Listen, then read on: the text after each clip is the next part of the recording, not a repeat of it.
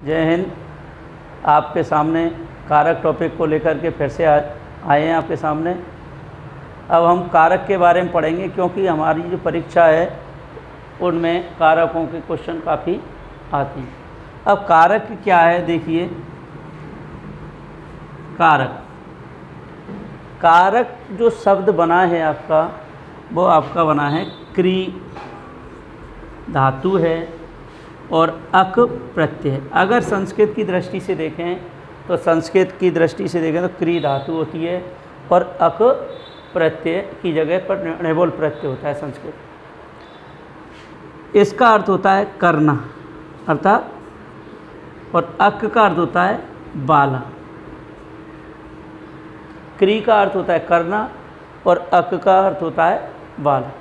जब इसको मिला दिया जाएगा तो इसका शाब्दिक अर्थ हो जाएगा करने वाला। तो इसी से आपका अर्थ निकलता है कारक का कि करने वाला। तो कारक शब्द का शाब्दिक अर्थ क्या होता है?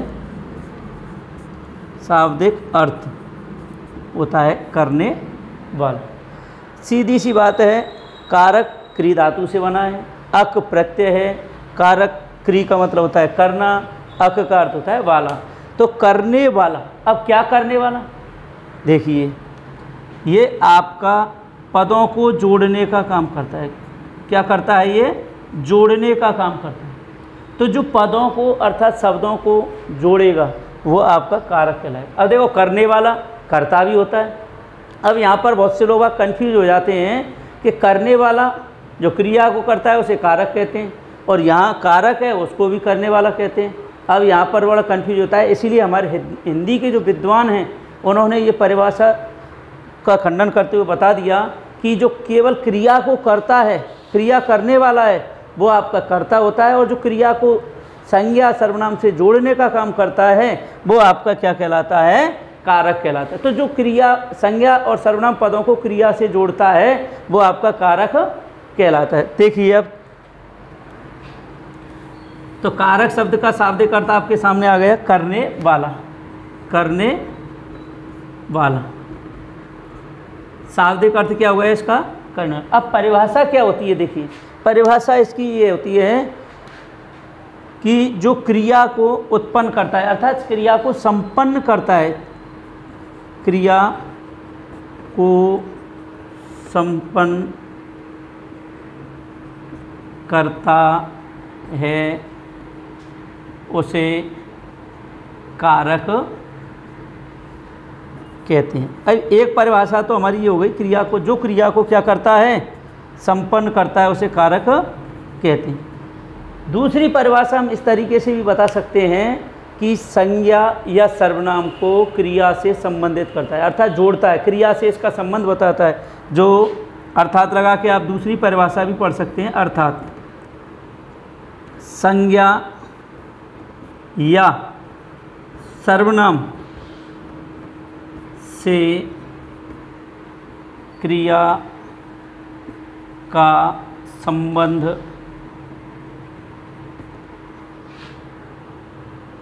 जोड़ता है तो उसे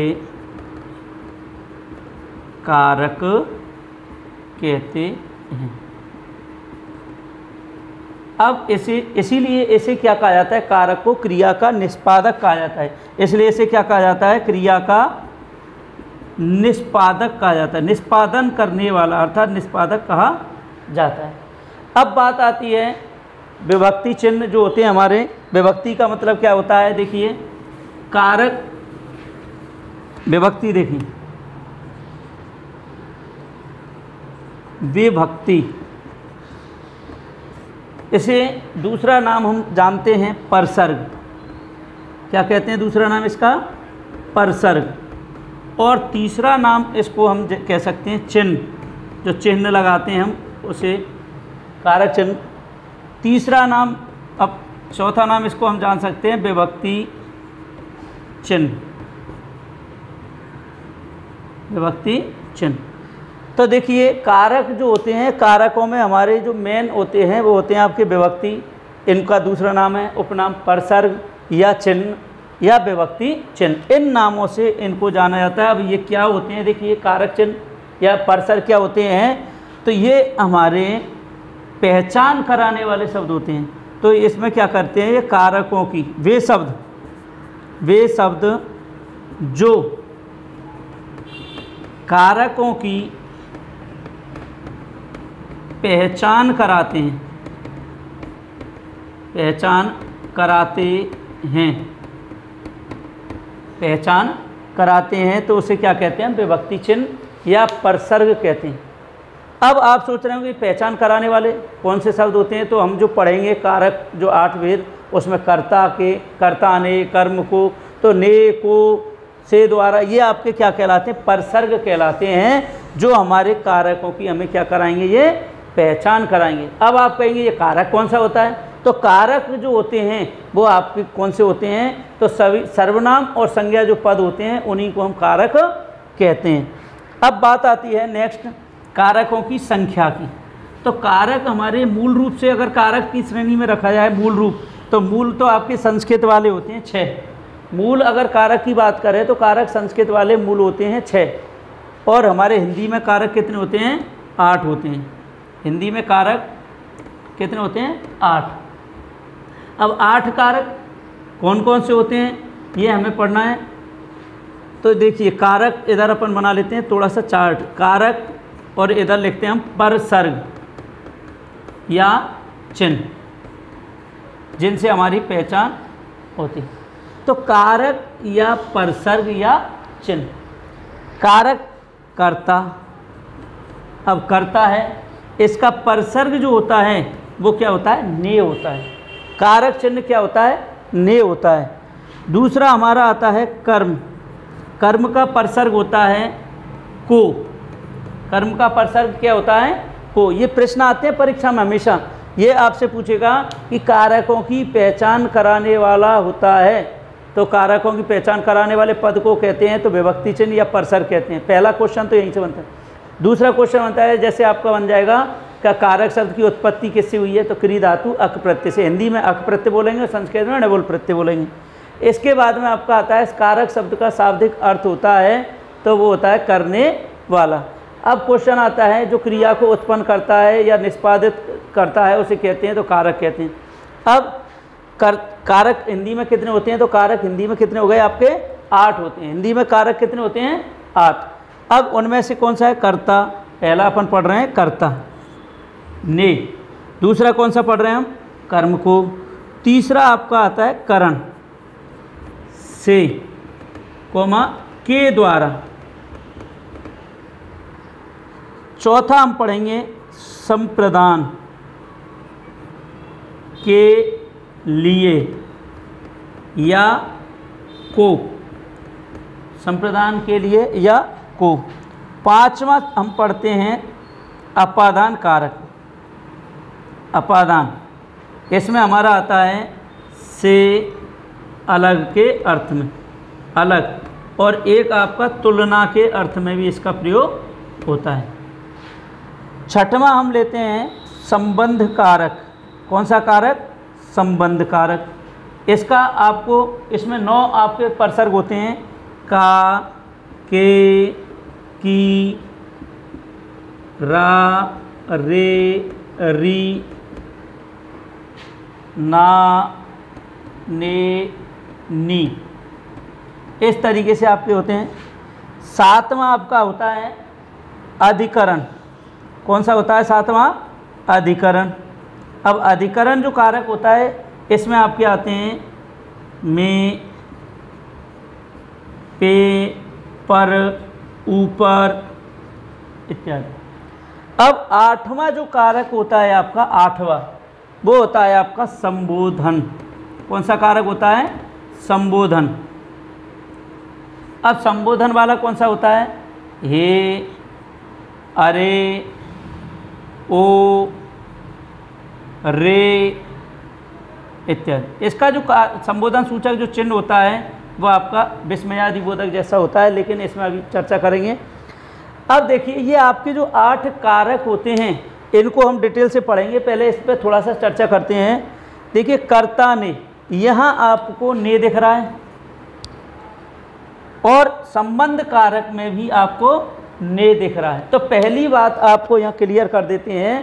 पहली बात यह है कि किसी वाक्य में एक से अधिक कारक चिन्हों का प्रयोग हो सकता है। वाक्य में एक साथ अनेक कारक चिन्ह आ सकते हैं, लेकिन एक जगह पर दो या दो से अधिक कारक चिन्हों का प्रयोग नहीं हो। देखिए, एक बात सुनना है, एक से अधिक कारक चिन्ह का प्रयोग वाक्य में हो सकता है, लेकिन एक साथ अधिक दो या मतलब एक से अधिक कारक चिन्ह नहीं लग सकते। समझ में आया?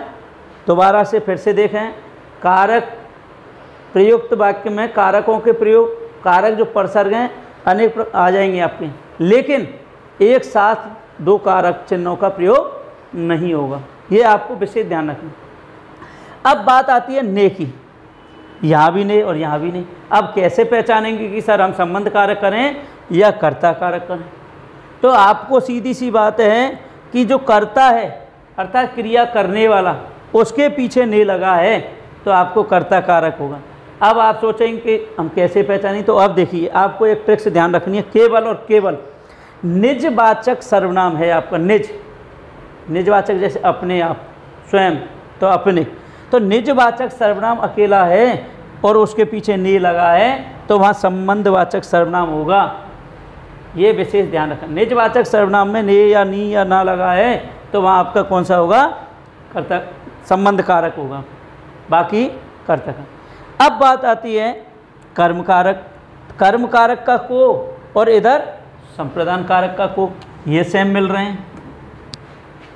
तो यहाँ क्रिया का जिस पर फल पड़ रहा है तो वहाँ पर आपका को लगा होगा तो वो कर्म होता है।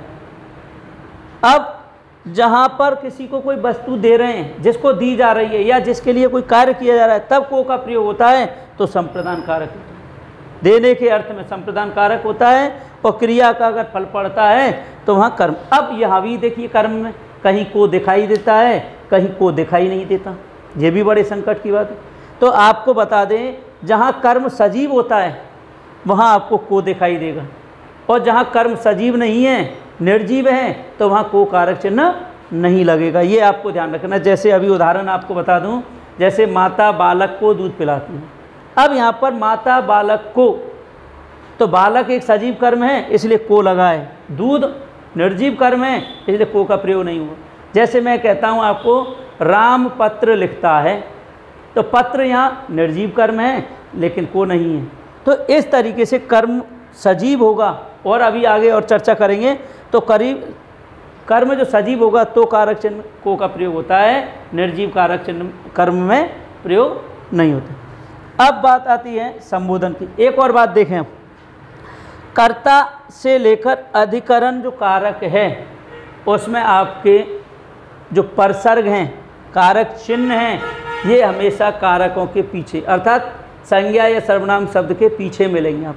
तो ये परसर्ग जो होते हैं वो कारक के पीछे मिलते हैं। तो कर्ता कारक से लेकर अधिकरण कारक तक के जो परसर्ग हैं वो आपके कारकों के पीछे मिलते हैं। किसके पीछे मिलते हैं? कारक। लेकिन संबोधन कारक एकमात्र ऐसा कारक है, इसमें आपके कारक चिन्ह जो परसर्ग हैं वो आपके कारकों के आगे जुड़ती हैं।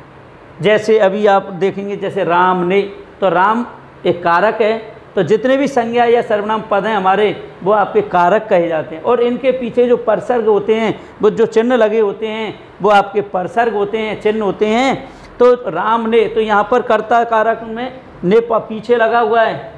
ऐसी पत्र को, तो यहाँ मतलब बालक को, तो यहाँ पर आपका को पीछे लगा हुआ है। साधन में जैसे अपन पढ़ते हैं बाण से, तो बाण के पीछे लगा है से।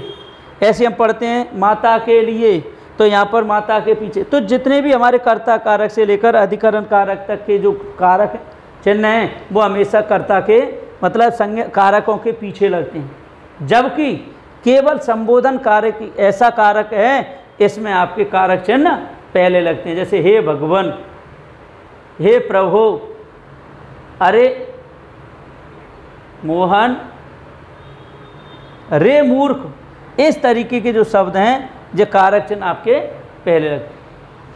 अब बात आती है, एक एक करके हम इसको पढ़ते हैं। तो देखिए कर्ता,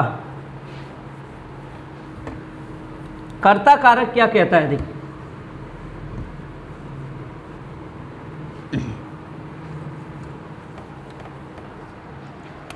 नंबर 1 कर्ता, इसका जो परसर्ग होता है वो होता है आपका ने। क्या होता है परसर्ग? ने। अब इसकी परिभाषा जो आप पढ़ते हैं तो वो पढ़ते हैं जो क्रिया करता है, जो क्रिया करता है, अर्थात क्रिया करने वाले को कर्ता कहते हैं। अर्थात क्रिया करने वाले को कर्ता कहते हैं, कर्ता कारक कहते हैं, ये कह लो, कर्ता कारक कहते हैं। तो जो क्रिया करता है, क्रिया करने वाला है, जो क्रिया को कर रहा है, कार्य को कर रहा है, वो आपका कर्ता कहलाता है। और इसका जो परसर्ग है वो क्या होता है? ने होता है। अब कैसे? जैसे सीता खाना पकाती है। सीता क्या करती है? खाना पकाती। तो खाना पकाने का काम कौन कर रही है? सीता। तो सीता यहाँ क्या हो गया? आपका कर्ता हो गया। अब आप सोचेंगे यहाँ परसर्ग क्यों नहीं आया सर, ने क्यों नहीं आया? तो देखिए क्रिया तो कर रही है, क्रिया करने वाले को मैंने क्या कहा? जो क्रिया को कर रहा है वो कौन हो गया? कर्ता हो गया। अब बात आती है कि यहाँ पर ने परसर्ग। तो आपको बता दें जो भूतकाल के वाक्य होते हैं, जो भूतकाल के वाक्य होते हैं वो आपके किस में आ जाते हैं? उसमें परसर्ग ने दिखाई देता है आपको। जो भविष्य काल और वर्तमान काल के वाक्य होते हैं उनमें आपका ने परसर्ग दिखाई नहीं देता है। अब कैसे? अगर इसी सेंटेंस को मैं ये लिख देता कि सीता ने खाना पकाया, देखिए भूतकाल में वाक्य आ गया तो ने आपका परसर्ग दिख जाएगा। तो वर्तमान काल और भविष्य काल में यहाँ ने आपको नहीं दिखेगा, केवल भूतकाल के वाक्यों में ही ने दिखेगा आपको। ऐसे ही एक आपको उदाहरण इस तरीके से भी समझ सकते हैं, जैसे देखिए राम ने धर्म के लिए बाण से रावण को मारा। देखिए यहाँ मैंने अभी एक बात बताई थी आपको, एक वाक्य में अनेक कारक चिन्हों का प्रयोग हो सकता है, लेकिन एक ही जगह एक से अधिक कारक चिन्हों का प्रयोग नहीं हो सकता। तो एक से अधिक, देखिए एक वाक्य में जैसे देखिए राम ने, या कर्ता कारक है। कौन सा कारक है यहाँ? कर्ता कारक। धर्म के लिए, जिसके लिए करते हैं, तो यहाँ पर संप्रदान कारक। कौन सा हो गया? संप्रदान कारक। दूसरा बाण से, बाण क्या है? एक साधन। तो यहाँ पर बाण से, तो यहाँ पर क्या हो जाएगा? करण कारक। रावण को, तो यहाँ सजीव कर्म है, रावण को तो कर्म कारक। मारा। तो देखिए वाक्य आ गया, एक से अधिक कारक हैं, लेकिन एक ही जगह पर दो कारक मिल रहे हैं क्या? नहीं मिल रहे। देखिए एक जगह पर दो कारक एक साथ प्रयोग नहीं हो सकते। एक साथ का मतलब जैसे रावण ने को, ये आपका नहीं आएगा, ठीक है, या रावण ने के लिए, तो ऐसे आपके एक जगह पर दो कारकों का प्रयोग नहीं होगा। अब देखो आगे,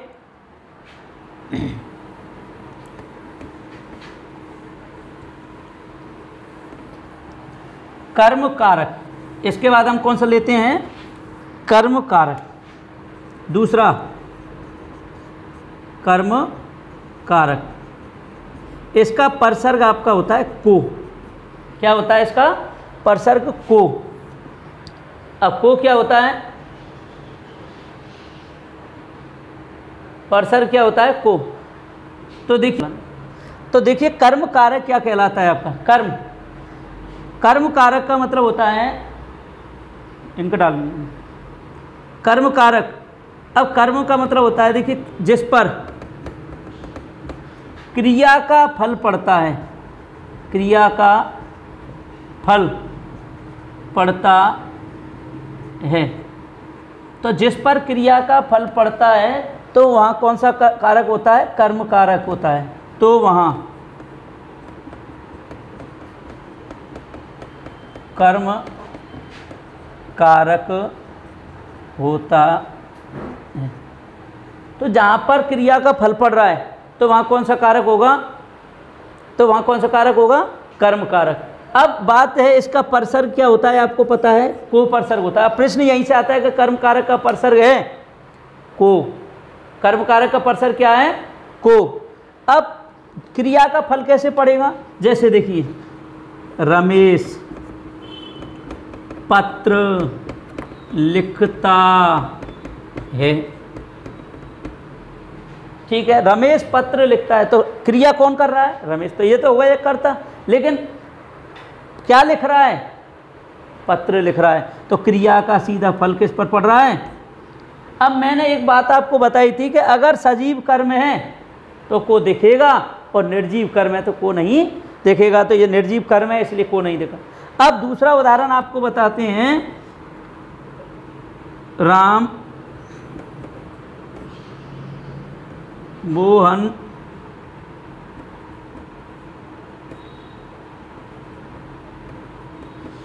को दिखाता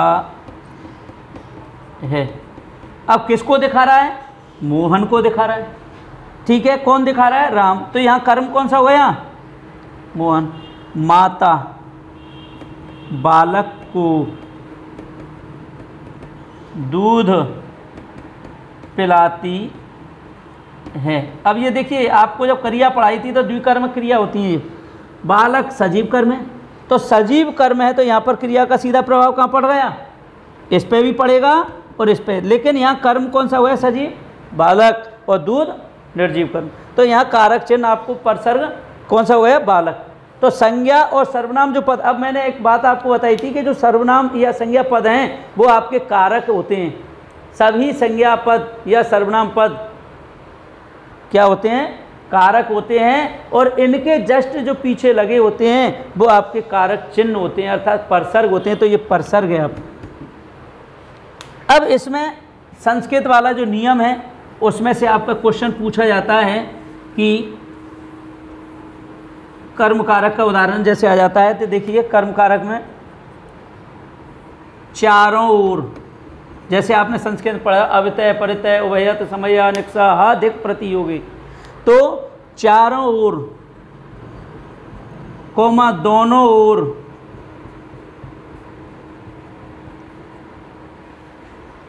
कोमा पास में, कोमा धिक्कार, धिक्कार, इन शब्दों के योग में, इन शब्दों के योग में कर्म कारक का प्रयोग होता है। अब देखें, ये जो नियम है आपके, अगर देखा जाए तो ये स्टैंडर्ड लेवल पर जो हम हिंदी का पेपर देते हैं तो सामान्य हिंदी का जो कारक है वो पूछे जाते हैं, लेकिन कभी जभी इन कारकों की गहराई तक चला जाता है तो वो सब्जेक्ट विशेष का पेपर देते हैं, तब इन टेस्टों में इनमें से पूछता है आपको। तो चारों ओर, दोनों ओर, पास में, धिक्कार, इनके योग में, इन शब्दों के, इन शब्दों के कर लेना, यहाँ लिख देता हूँ, इन शब्दों के योग में कर्म कारक का प्रयोग होता है। जैसे गांव के दोनों ओर नदी है। अब देखिए, गांव के दोनों ओर नदी है, तो यहाँ गांव के, तो यहाँ पर आपका कौन सा कारक हो जाएगा? कर्म कारक हो जाएगा। अब बहुत से देखते हैं के, का, के की संबंध कारक, लेकिन संबंध कारक ना होकर के यहाँ कौन सा होगा? कर्म कारक होगा। ऐसे ही चारों ओर, गांव के चारों ओर वृक्ष हैं, या विद्यालय के चारों ओर दीवार है, तो इस तरीके के जो होंगे वो आपके किस में आ जाएंगे? कर्म कारक। मोहन मेरे पास में रहता है, तो यहाँ पर कौन सा हो जाएगा, कर्म कारक। तुम्हें धिक्कार है, तो ये भी कर्म कारक का उदाहरण हो जाएगा। इस तरीके से आपके जो संस्कृत वाला नियम है वो इसमें लागू होता है। अब हम चलते हैं, तीसरा जो कारक है वो है हमारा करण कारक। कौन सा कारक, करण कारक। देखिए करण कारक, करण कारक की जो परसर्ग होता है वो होता है आपका से या के द्वारा, या के द्वारा। ये दो परसर्ग हैं आपके, इनमें से किसी कोई भी परसर्ग का आपका एक साथ मतलब प्रयोग हो सकता है। अब देखिए क्या कहता है, करण जो शब्द होता है, करण शब्द, इसका जो शाब्दिक अर्थ होता है, शाब्दिक अर्थ वो होता है साधन। करण शब्द का शाब्दिक अर्थ क्या होता है, साधन। करण शब्द का शाब्दिक अर्थ हो गया साधन। अब क्या होता है देखिए, साधन, इंक डाल लेता हूं, चलो। साधन इसका क्या होता है, अब देखिए क्रिया करने में, अर्थात क्रिया को संपन्न करने में जो सहायक होता है, जो साधन का प्रयोग करते हैं या जिस माध्यम का प्रयोग करते हैं, वो आपका क्या होता है, करण कारक होता है। तो देखिए जहाँ पर क्रिया करने में, क्रिया को संपन्न करने में जो साधन या जिस साधन का प्रयोग होता है, जिस साधन या माध्यम का प्रयोग होता है, तो उस साधनवाची शब्द में करण कारक होता है। देखिए करण, मैंने अभी बताया, करण आपने युग्म शब्द पढ़ा होगा, एक मैंने आपको पहले बताया था, युग्म शब्द जो होते हैं समुच्चारित वर्णार्थक शब्द, उसमें बताया था कि कर्ण और करण और एक कारण, तीन शब्दों का एक, अपन वैसे दो शब्दों का युग्म होता है लेकिन तीन बता दें। कर्ण कान, एक कर्ण अपना अर्जुन कुंती पुत्र, दूसरा होता है करण। करण का शाब्दिक अर्थ होता है साधन, और कारण का मतलब होता है हेतु, कोई कारण, प्रयोजन। तो देखिए करण शब्द जो होता है उसका शाब्दिक अर्थ होता है साधन। अब साधन क्या है, तो मैंने कहा था कर्ता है, क्रिया कर रहा है, लेकिन क्रिया करेगा तो किसी सहायक की ज़रूरत होती है। तो साधन, कोई क्रिया या कोई काम कर रहा है तो वो किसके सहारे से कर रहा है, किस साधन के माध्यम से कर रहा है, वो उस साधनवाची शब्द में करण कारक होता है। अब जैसे देखिए रमेश कलम से, जैसे कलम से पत्र लिखता है। अब देखिए कलम से, तो कलम साधन है, से आपका कारक चिन्ह है, तो यहाँ पर कौन सा हो जाएगा, करण तत्पुरुष, करण होगा आपका, करण कारक होगा। नेक्स्ट दूसरा उदाहरण और देखें, वह चाकू से, ये उदाहरण काफ़ी बार आ चुका है परीक्षा में, चाकू से फल काटती है। अब फल काट रही है, लेकिन किससे काट रही है, चाकू से। तो चाकू एक साधन है, तो जिसके माध्यम से, जिस साधन के माध्यम से हम क्रिया को कर रहे हैं, संपन्न कर रहे हैं, वो आपका करण कहलाता है। ऐसे ही तीसरा, राम के द्वारा मोहन को पढ़ाया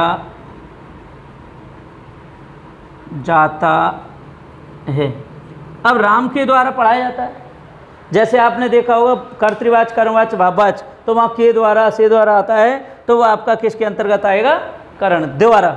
ऐसे हम कहते हैं रामचरितमानस तुलसीदास द्वारा रचित है, तो द्वारा, तो द्वारा का मतलब जिसके माध्यम से हम कर रहे हैं, ठीक है।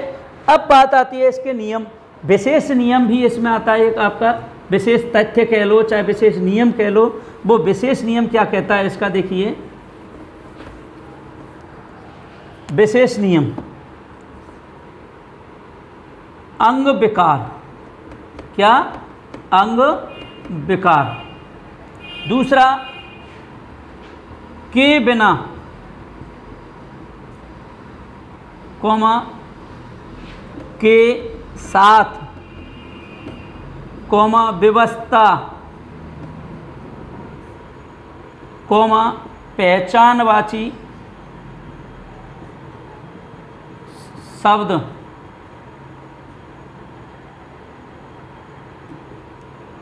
तो देखिए अंग विकार, के बिना, के साथ, व्यवस्था, पहचानवाची शब्द, इन शब्दों के योग में ये शब्द अगर आपके हैं तो वहाँ करण कारक होगा। जैसे देखिए, वह पैर से लंगड़ा है। अब ऐसा उदाहरण आ जाए आपसे कि वह पैर से लंगड़ा है, तो वैसे क्या करते हैं छात्र, कंफ्यूज हो जाते हैं कि वह पैर से लंगड़ा है तो पैर अलग है, लेकिन नहीं, यहाँ अंग विकार हमें देखना है जो आपकी संस्कृत के विशेष नियमों में से निकल के आए ये, तो ये हिंदी में भी काफ़ी बार आ चुके हैं। तो अंग में अगर किसी में विकार है अर्थात किसी अंग में कमी है, तो जिस अंग में विकार है, जिस शरीर में जहाँ पर कमी है उसमें आपका करण कारक हो। ऐसे ही दूसरा उदाहरण हम लिख देते हैं, राम के साथ सीता वन को गई। अब राम के साथ, तो यहाँ पर आपका राम के साथ साथ अर्थ में, ऐसे हमने कहा जल के बिना जीवन संभव नहीं है, तो बिना शब्द। ऐसे ही पहचानवाची शब्द का देखें तो वह जटाओं से तपस्वी है। इस तरीके के जो उदाहरण हैं वो आपके सब किस में जाएंगे, वह पैसे के लिए विवश है, तो इस तरीके से हम पैसे के लिए, अब के लिए के आधार पर देखें तो कहाँ चला जाएगा, लेकिन उन कारक चिन्हों को, यहाँ पर जो कारक चिन्ह हैं इन नियमों के सामने हमारे फेल हो जाते हैं। तो जो परसर्ग हैं अगर ये नियम लागू हो जाते हैं तो वहाँ परसर्ग हमारे क्या हो जाते हैं, शिथिल हो जाते हैं, अर्थात उन कारक चिन्हों का प्रयोग कम होता है। अब आता है नेक्स्ट संप्रदान कारक। इसके बाद आपका संप्रदान कारक क्या कहता है, देखिए चौथा, संप्रदान कारक। इसका जो परसर्ग होता है वो आपका होता है के लिए या को। क्या होता है, के लिए या को। अब संप्रदान का शाब्दिक अर्थ क्या होता है, देखिए संप्रदान अर्थात किसी को प्रदान करना अर्थात देना, तो संप्रदान शब्द का जो अर्थ होता है वो होता है देना। इसका शाब्दिक अर्थ क्या हो गया, देना। संप्रदान का शाब्दिक अर्थ क्या है, देना। अब देना या किसी के लिए कोई कार्य करना वो आपका संप्रदान कारक के अंतर्गत आता है। तो जिसके लिए कोई वस्तु दी जाती है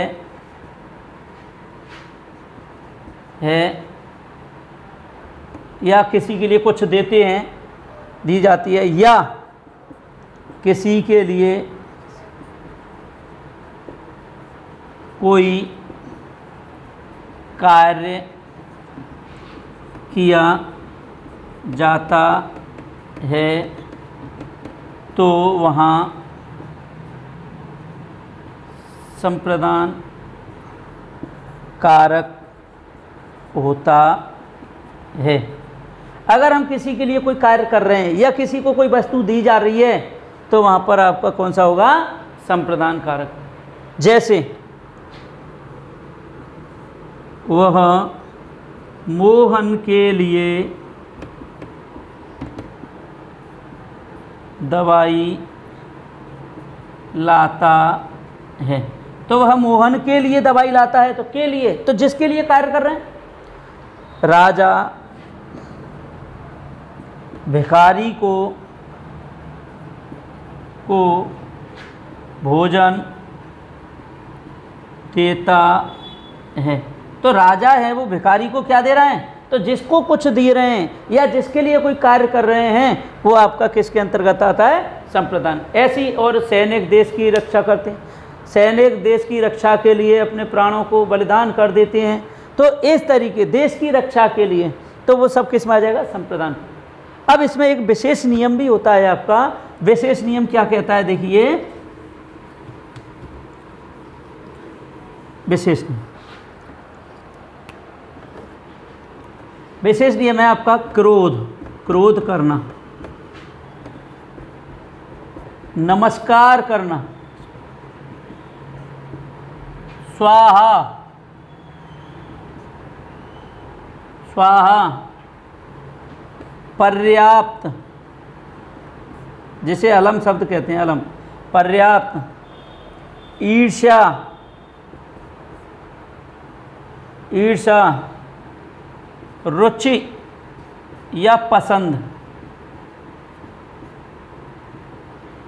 इन शब्दों के योग में क्रोध करना, नमस्कार करना, स्वाहा, पर्याप्त, ईर्ष्या, रुचि या पसंद और एक कल्याण, इन शब्दों के योग में आपका संप्रदान कारक का प्रयोग होगा। जब ये नियम लग जाते हैं तो कारक चिन्ह आपके शिथिल हो जाते हैं। तो जैसे आचार्य छात्रों पर क्रोध करते हैं। अब देखिए अगर हम देखें तो छात्रों पर, तो बहुत से लोग बात सोचेंगे पर लगा, मेरे पेपर तो अधिकरण में जाना चाहिए, लेकिन आपको ये देखना है कि क्रोध करते हैं, क्रोध शब्द लगा है तो आपको संप्रदान कारक में जाना होगा। ऐसे ही छात्र आचार्य को नमस्कार करते हैं। अब देखिए छात्र आचार्य को नमस्कार करते हैं, तो नमस्कार करते हैं तो यहाँ आपका कौन से में आ जाएगा, संप्रदान कारक। मोहन सोहन से ईर्ष्या करता है, ईर्ष्या मतलब जलन की भावना रखना, ईर्ष्या रखना, तो यहाँ पर कौन सा आ जाएगा, संप्रदान। गणेश को लड्डू अच्छे लगते हैं तो रुचि अच्छे या पसंद आते हैं तो यहाँ पर क्या होते हैं, संप्रदान कारक। तुम्हारा कल्याण हो तो यहाँ पर कौन सा हुआ, संप्रदान कारक। ओम नमः स्वाहा, यहाँ पर स्वाहा आ जाए, जैसे आ जाए इंद्र देवाय स्वाहा, तो हवन की आहुति देते हैं तो वहाँ पर कौन सा होगा, यहाँ। तो कहने का मतलब ये है कि इन शब्दों के साथ में आपको संप्रदान कारक का ही प्रयोग करना है। अब नेक्स्ट हम चलते हैं अपादान कारक की ओर। अपादान शब्द जो होता है इसका शाब्दिक अर्थ होता है अलग होना या पृथक होना। अपादान कारक, इसका जो परसर्ग है वो होता है से अलग के अर्थ में, अलग या पृथक के अर्थ में। पृथक मतलब वही अलग। तो देखिए इसकी परिभाषा क्या होती है, इसका जो शाब्दिक अर्थ होता है उसका वो होता है अलग होना या पृथक होना। ठीक, जहाँ पर किसी स्थान या वस्तु या व्यक्ति से कोई व्यक्ति, वस्तु या स्थान अलग होता है, अलग होता है तो वहाँ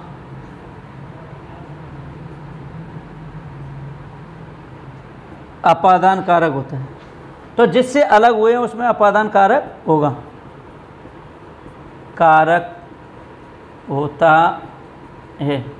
तो जिससे कोई वस्तु अलग हुई है या जिससे कोई व्यक्ति या वस्तु अलग हुई है, जिस स्थान से अलग हुई है, तो उसमें कौन सा होगा, अपादान कारक। जैसे पेड़ से पत्ते गिरते हैं, पेड़ से पत्ते गिरते हैं तो पेड़ से क्या हो रहा है, पत्ते अलग हो रहे हैं, तो जहाँ पर अलग होते हैं या पृथक होते हैं तो वहाँ पर कौन सा होगा, अपादान कारक होगा। सोहन बाजार से गांव गया, सोहन बाजार से कहाँ गया, गांव गया, तो बाजार से वो अलग हो गया, इसलिए यहाँ पर कौन सा हो जाएगा, अपादान कारक। अब इसके बाद में जैसे और उदाहरण है इसके, जैसे राम घोड़े से गिरता है, तो ये भी आपका अपादान कारक में हो जाएगा। नेक्स्ट इसके विशेष जो नियम हैं वो आप देखें, विशेष नियम क्या कहते हैं इसमें, देख घृणा करना, घृणा, देखिए वहाँ आपका ईर्ष्या था, यहाँ घृणा है, ठीक। दूसरा आपका आता है डरना, रक्षा करना, डरना रक्षा करना। अगर बीभत्स रस का उदाहरण आता है तो आपका अपादान में भी घृणा से जुड़ा होता है, डरना कोमा रक्षा करना कोमा तुलना करना। अब देखिए तुलना वाला जो हमारा है वो अपादान कारक में भी होता है और संबंध कारक में भी होता है तुलना। और तुलनावाची जो शब्द होता है इसमें दो में से तुलना करते हैं, इसलिए विशेषण की उत्तरावस्था का प्रयोग होता है। विशेषण तीन प्रकार से आपकी अवस्था है, मूल अवस्था, उत्तरावस्था और उत्तम अवस्था। तो तुलना जब करते हैं दो में से, तो दो में से तुलना करते हैं तो या तो अपादान आता है वहाँ पर या संबंध आता है। दो में से तुलना करते हैं तो दो में से तुलना करते हैं तो विशेषण की कौन सी होती है, मूल अवस्था की जगह उत्तरावस्था आती है। अब बात है तुलना करना, इन शब्दों के योग में क्या आता है, अपादान कारक का प्रयोग होता है। अब ये क्वेश्चन आता है, काफ़ी बार आ चुका है, पिछली बार रीट में आर्टेट में आया था, पुजारी कुत्ते से डरता है, ये क्वेश्चन आ चुका है। अब पुजारी कुत्ते से डरता है प्रयुक्त वाक्य में कारक है, बहुत से लोग बात क्या करते हैं इसमें करण कर देते हैं, क्योंकि कुत्ते को साधन मान जाते हैं, जबकि डरना या डरने के अर्थ में कौन सा होगा, अपादान। हरि भक्तों की रक्षा करते हैं तो की जान करके लोग बात संबंध कारक कर जाते हैं, जबकि रक्षा करने के अर्थ में अपादान कारक होता है। एक और आपका जिसमें उत्पन्न होना, यहाँ पर आपका है उत्पन्न होना कोमा निकलना, कोई चीज़ किसी चीज़ से उत्पन्न हो रही है या निकल रही है तो वहाँ भी अपादान कारक हो। जैसे गंगा हिमालय से निकलती है,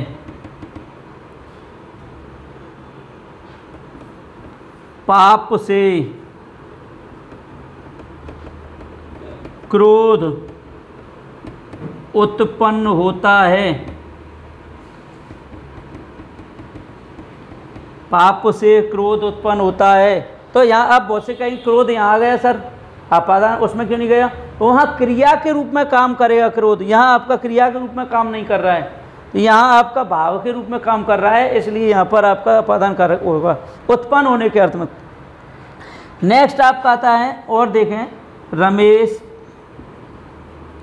महेश से श्रेष्ठ तर है। अब देखिए यहाँ तर लग गया, तर का मतलब विशेषण की कौन सी अवस्था हो गई, उत्तरावस्था। अगर ये कह देते हैं कि रमेश महेश से अधिक श्रेष्ठ है, श्रेष्ठ है, तो तर नहीं लगता, अधिक लग जाता तो तर नहीं लगता। तो इस तरीके के जो उदाहरण होंगे, अब ये आपका रमेश महेश से श्रेष्ठ है, ये आपका संबंध कारक भी हो सकता है और अपादान कारक भी हो सकता है, वहाँ परीक्षा में दोनों में से कोई एक पूछता है। अब आता है नेक्स्ट संबंध कारक, कौन सा कारक, संबंध कारक। संबंध कारक, इसका जो परसर्ग होता है वो होता है का, के, की, रा, रे, री, ना, ने, नी। अब देखिए यहाँ आपको एक और बात आपको बता दी जाएगी, जो हमारे संबंध कारक, जो संबंध कारक होते हैं, संबंध कारक वाले जो परसर्ग होते हैं, संबंध कारक वाले ये परसर्ग हैं, इनमें से केवल 3 परसर्ग ऐसे हैं जो केवल संज्ञा पद वाले कारकों के पीछे लगते हैं। का, के, की। अब देखिए ये आता है संबंध कारक में कितने परसर्ग होते हैं, कितने परसर्ग चिन्ह होते हैं या कितने कारक चिन्ह होते हैं, तो आपको क्वेश्चन यहाँ से बनता है। वह क्वेश्चन मोस्ट है यहाँ पर कि अगर आपसे क्वेश्चन पूछा जाए कि संबंध कारक जो होता है उसमें कितने परसर्ग होते हैं या कितने कारक चिन्ह होते हैं, तो आपको 9 बताने। अब इनमें से कितने परसर्ग ऐसे हैं जिनका प्रयोग केवल संज्ञा पदों के पीछे होता है, संज्ञा शब्दों के पीछे होता है, तो वो आपके हैं का, के, की। जैसे राम की, सीता की, उस राम के या घोड़े के, तो इस तरीके के जो होंगे वो आपके किसके अंतर्गत होंगे, केवल का, के, की। इसीलिए तो तत्पुरुष जो समास पढ़ते हैं तो केवल का, के, की का ही प्रयोग होता है। बाकी अगर सर्वनाम की बात करें तो सर्वनाम के पीछे ये 9 सर्वनाम सब कारकों का प्रयोग हो सकता है। जैसे उसका, उसके, उसकी, तुम्हारा, तुम्हारे, तुम्हारी, अपना, अपने, अपनी। तो ये आपके जो सर्वनाम संज्ञा सर्वनाम पद हैं उनके पीछे तो 9 कारक चिन्हों का प्रयोग हो सकता है, लेकिन संज्ञा पद अगर आता है तो उसके पीछे केवल का, के, की ही प्रयोग होगा। अब जैसे वह राम का भाई है, तो राम का भाई है, यहाँ आपका संबंध, संबंध कारक। तो इसकी परिभाषा देखिए, परिभाषा आपकी कहती हैं जहाँ पर 2 संज्ञा पद या सर्वनाम पदों के बीच संबंध का बोध कराते हैं तो वे संबंधवाचक कारक कहलाते। तो वे कारक जहाँ पर 2 संज्ञा पदों के भी संबंध का बोध करा रहे हैं, संबंध को जोड़ रहे हैं, वो आपके संबंध कारक में आएंगे। तो जैसे का, की के, जैसे अभी मैंने बताया राम का भाई, तो वह राम का भाई है। वे राजा के पुरुष हैं, वे राजा के पुरुष हैं। तो इस तरीके के उदाहरण राजा के, तो राजा से संबंध बता रहे हैं। जैसे तुम्हारा घर कहाँ है, तो यहाँ आपका तुम्हारा इस तरीके का आपका हो जाएगा संबंधवाचक में, ठीक है। वह अपनी माता के पास में है, तो अपनी माता के, तो यहाँ पर भी किस में आ जाएगा, संबंधवाचक। अब बात आती है जो मूल कारक होते हैं, मूल कारक, उसमें संबंध कारक को नहीं गिना जाता है। जो मूल कारक है संस्कृत में होते हैं मूल कारक, लेकिन हम हिंदी में इसको पढ़ते हैं इसलिए हमारे 8 माने जाते हैं। तो संबंध कारक का क्रिया से संबंध नहीं होता है, इसलिए कारकों की श्रेणी, मूल कारकों की श्रेणी में इसको नहीं गिना जाता। अब संबोधन कारक होता है, उसको कर्ता कारक का ही भेद माना जाता है, इसलिए वहाँ आपको संबोधन कारक का प्रयोग नहीं, मतलब गिना नहीं जाता है। तो मूल जो कारक होते हैं उनमें 6 कारकों में संबोधन और संबंध कारक को गिना नहीं जाता है, लेकिन हिंदी में इनको हम पढ़ते हैं इसलिए इन कारकों को हम 8 ही मानेंगे, ठीक। हिंदी में कारक कितने होते हैं, अगर क्वेश्चन आता है हिंदी में कारक कितने हैं तो 8 बताने हैं। अब आता है नेक्स्ट अधिकरण कारक। इसमें आपका केवल एक नियम है जो 2 में से तुलना करते हैं, जो आपको बता दिया था अपादान। 7वां आप पढ़ेंगे कारक, वो है आपका अधिकरण कारक। कौन सा कारक, अधिकरण कारक। इसका जो परसर्ग होता है वो होता है आपका में, पे, पर, ऊपर, इस तरीके। तो देखिए आधार जो होता है, अधिकरण, अधिकरण शब्द का शाब्दिक अर्थ होता है आधार। तो किसी व्यक्ति, वस्तु, स्थान का जो आधार होता है उस आधारवाची शब्द में कौन सा कारक होगा, अधिकरण कारक। तो देखिए किसी व्यक्ति, वस्तु, कोमा लगा, या स्थान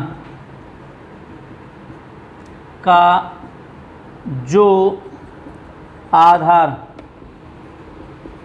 होता है तो उस आधारवाची शब्द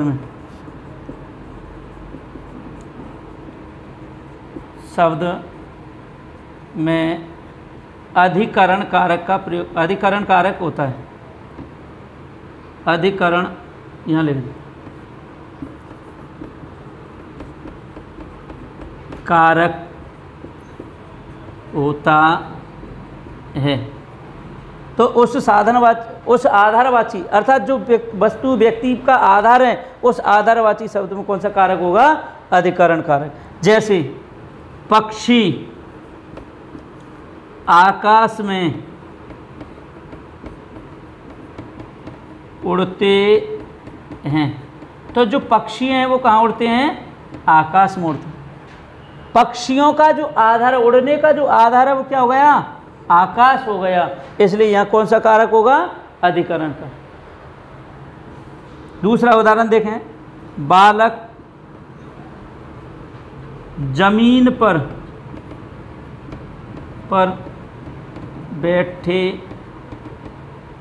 बैठे हैं, तो बालक जमीन पर बैठे हैं, जमीन क्या हो गया? यहाँ पर एक आधार हो गया। ठीक। वे सड़क पर दौड़ते हैं, वह नदी में तैरता है। तो इस तरीके के जो उदाहरण होंगे तो ये आधार वाले शब्द हैं, इसलिए किस में जाएंगे? आपके अधिकरण कारक। अब इसका विशेष नियम देखें। अधिकरण कारक में आपको एक विशेष नियम है जो कारक चिन्हों को शिथिल करता है। एक तो बहुतों में से तुलना करते हैं, बहुतों में से तुलना। देखिए वहाँ दो में से तुलना कर रहे थे, यहाँ हम बहुतों में से करेंगे। एक ऊपर जाना अर्थात किसी पर जाना, ऊपर जाना, या किसी के ऊपर जाना, ऐसे लिखना, किसी के ऊपर जाना। अब इसका मतलब ये नहीं है किसी ऊपर जाना, इसका मतलब होता है किसी पर जाना। जैसे कहते हैं बालक, वह बालक तो अपने पिता पर गया है, तो ये सब किस में आ जाएगा? अधिकरण। वह तो माता पर गया है, वह भाई पर गया है, तो इस तरीके के जो होते हैं वो अधिकरण। बहुतों में से तुलना करेंगे, जैसे छात्रों में सुरेश श्रेष्ठतम है, यह अवसर। ऐसी कुशलता, निपुणता इत्यादि बताते हैं, तो वहाँ भी आपका कौन सा कारक होगा? अधिकरण। जैसे रमा गृह कार्य में निपुण है, निपुण है। वह सिलाई में चतुर है, वह सिलाई में चतुर है। छात्रों में रमेश श्रेष्ठतम है, वह अपने पिता पर गया है या माता पर गया है। तो इस तरीके के जो उदाहरण होंगे वो सब किस में जाएंगे? आपके अधिकरण में। अब आता है नेक्स्ट आपका, वह है संबोधन कारक। कौन सा कारक? संबोधन कारक।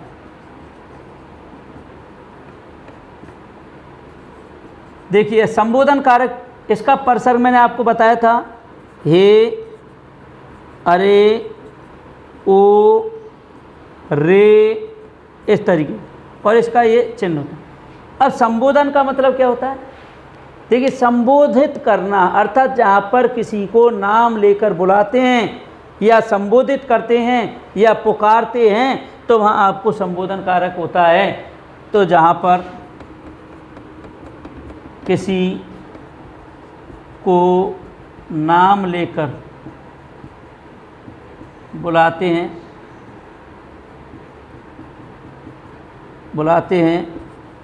या संबोधित करते हैं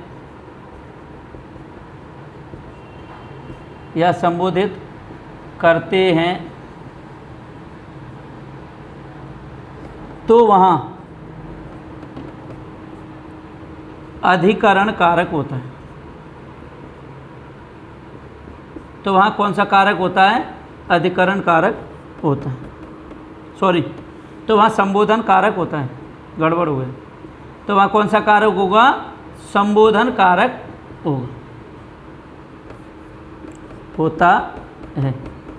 अब देखिए संबोधन कारक में कैसे होगा, किसी को नाम लेकर बुला रहे हैं या पुकार रहे हैं तो कौन सा कारक होगा, संबोधन। अब यहाँ पर अगर ये दे देता मैं क्या, अरे आप कब आए, तो ये कौन सा हो जाता, विस्मयादिबोधक। लेकिन अरे मोहन तुम कब आए, तो इस तरीके से हमने संबोधित किया, तो यहाँ कौन सा कारक हो गया आपका, संबोधन का। कौन सा कारक हो जाएगा, संबोधन।